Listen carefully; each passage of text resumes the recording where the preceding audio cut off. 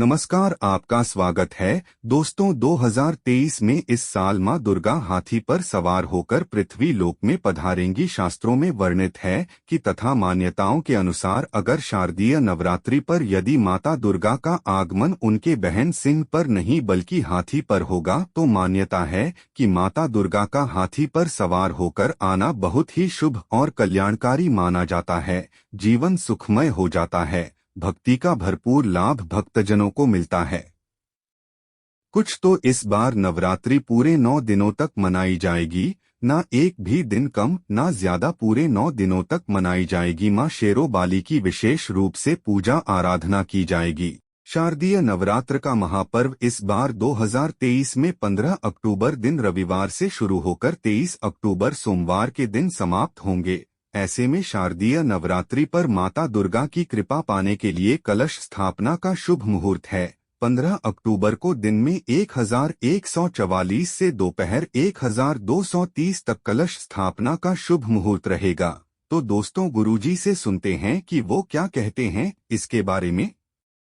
तो आइए दोस्तों जानते हैं। दोस्तों नवरात्रि में क्या नहीं खाना चाहिए और कौन सा फल खाना आवश्यक है और क्या नहीं पीना चाहिए, आज हम विस्तार से आपको बताएंगे। दोस्तों, शास्त्रों के अनुसार बताए गए भारत चाहे किसी भी प्रकार की क्यों ना हो, उनसे जुड़े पालन का नियम करना अति आवश्यक माना जाता है, क्योंकि जो मन के मुताबिक किया जाए वो संघर्ष नहीं कहलाता।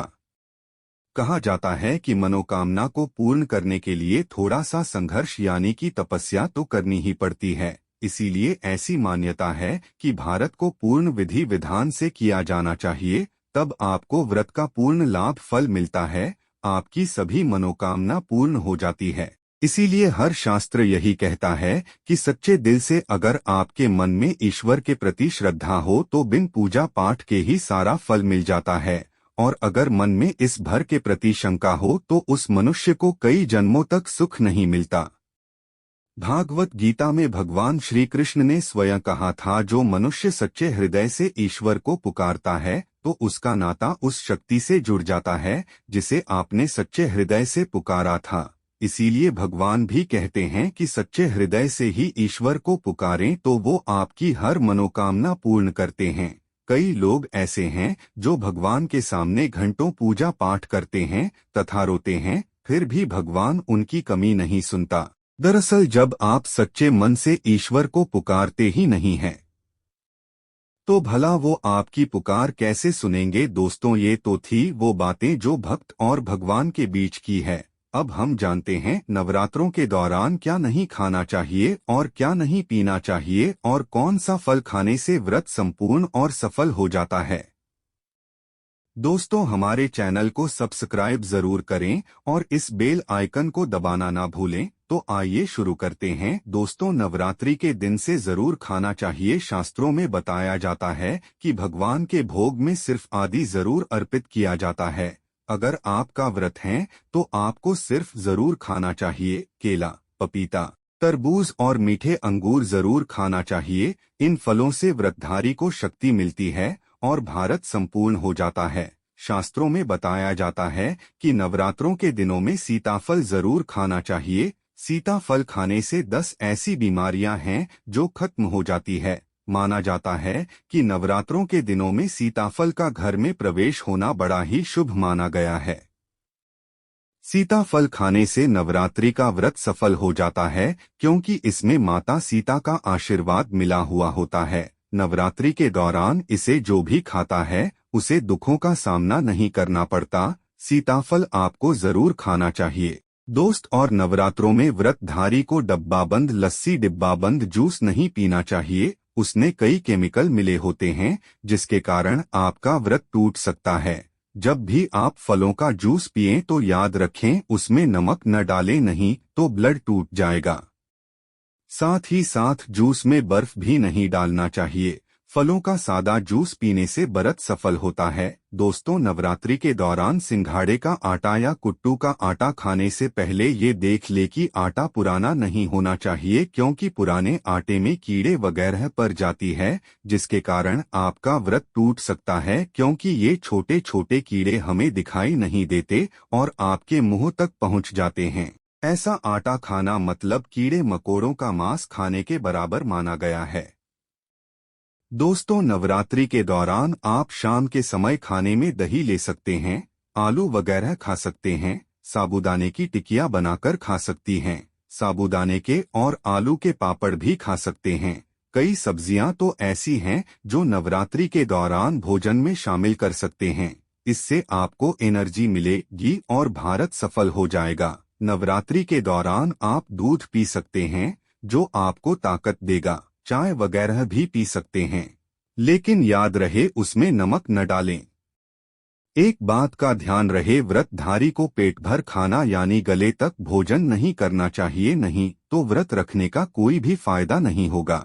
थोड़ा थोड़ा खा सकती है। दोस्तों, नवरात्रि के 9 दिन आदि शक्ति माँ दुर्गा को समर्पित होते हैं। नवरात्रि के 9 दिन माता रानी के 9 अलग अलग स्वरूपों का पूजन किया जाता है। नवरात्रि के 9 दिनों में माता रानी को अलग अलग स्वरूप के हिसाब से अलग अलग पुष्प, अलग अलग भोग अर्पित किए जाते हैं। लेकिन क्या आप जानते हैं, कुछ ऐसी वस्तु है जिन्हें नवरात्रि के दौरान भूलकर भी माता रानी को अर्पित नहीं करना चाहिए। अगर इन वस्तुओं को आप गलती से भी माता रानी को अर्पित कर देते हैं तो आपको व्रत और पूजन का पूर्ण लाभ नहीं होगा।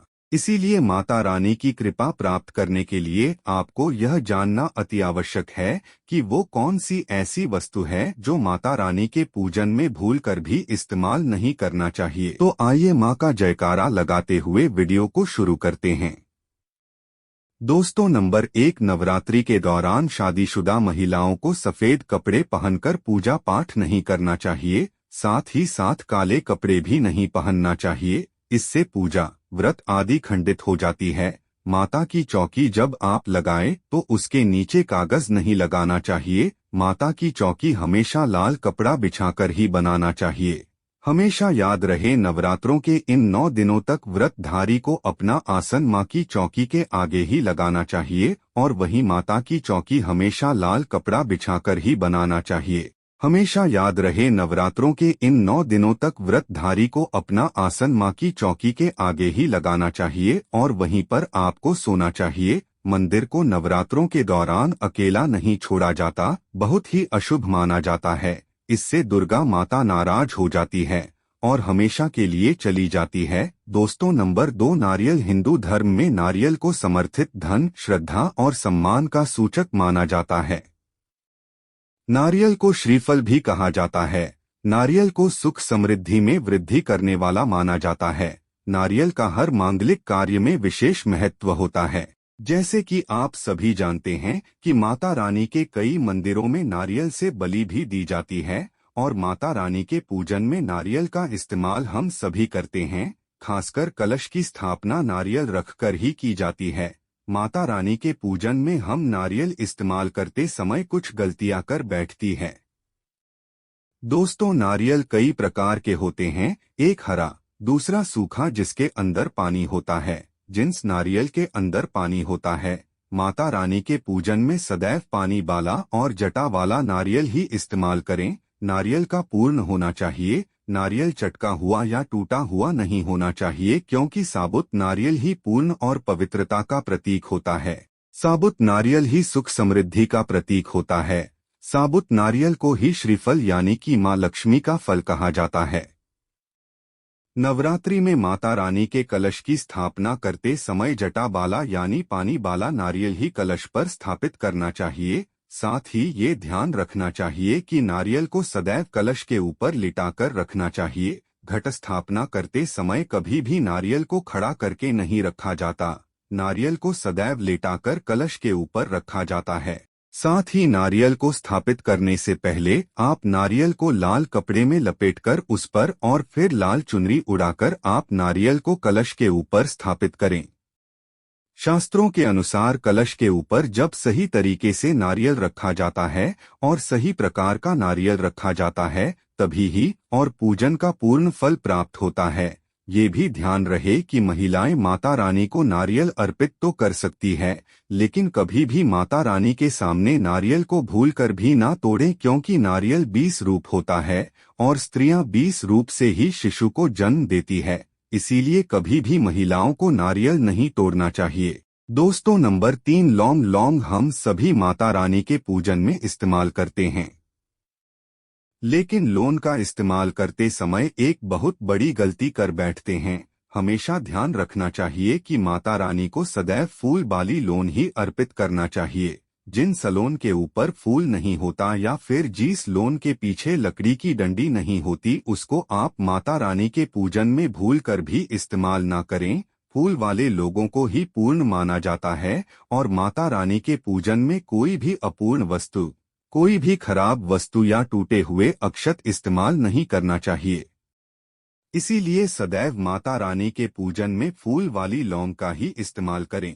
दोस्तों नंबर 4 तुलसी के पत्ते अर्पित नहीं करनी चाहिए। माँ दुर्गा के पूजन में तुलसी पत्र का इस्तेमाल करना वर्जित माना जाता है। तुलसी पत्र के अलावा आंवला भी माता रानी को अर्पित नहीं करना चाहिए और दूर्वा भी माता रानी को अर्पित नहीं करना चाहिए। दुर्गा भगवान श्री गणेश को अति प्रिय है। नवरात्रि में आप भगवान गणेश को दूर्वा अर्पित कर सकते हैं। भगवान विष्णु जी को तुलसी के पत्ते अवश्य अर्पित कर सकते हैं, लेकिन माता रानी को भूलकर भी तुलसी के पत्ते या दूर्वा अर्पित न करें। माता रानी को सफेद फूल भी अर्पित न करें। माता रानी को सदैव लाल रंग के फूल अर्पित करने चाहिए। लाल रंग के फूल माता रानी को अति प्रिय है। खासकर माता को गुड़हल और कमल के फूल अति प्रिय है। शास्त्रों में बताया जाता है कि घर में माता रानी की 2 या 3 मूर्तियां या फोटो नहीं होने चाहिए। इस बात का भी आप विशेष ध्यान रखें कि माता रानी के पूजन में कोई भी खंडित चीज इस्तेमाल ना करे। खंडित चीज जैसे कि चटका हुआ या टूटा हुआ दीपक या फिर अटका हुआ कोई बर्तन। साथ ही यह भी ध्यान रहे कि लोहे के और प्लास्टिक के बर्तन आप माता रानी के पूजन में इस्तेमाल ना करें, क्योंकि प्लास्टिक के चाइनीज बर्तन हड्डियों के पाउडर से मिलकर बनते हैं। ऐसा ना करें। ऐसे बर्तनों को माता रानी के पूजन से सदैव दूर रखें। माता रानी को जो पुष्प स्थापित कर रही है, उन्हें सुनते नहीं सुनते हुए फूल या गिरे हुए फूल या फिर मुरझाए हुए फूल माता को अर्पित न करें। दोस्तों कमेंट बॉक्स में लिखें जय माता दी। जानकारी पसंद आए तो एक लाइक तो बनता है।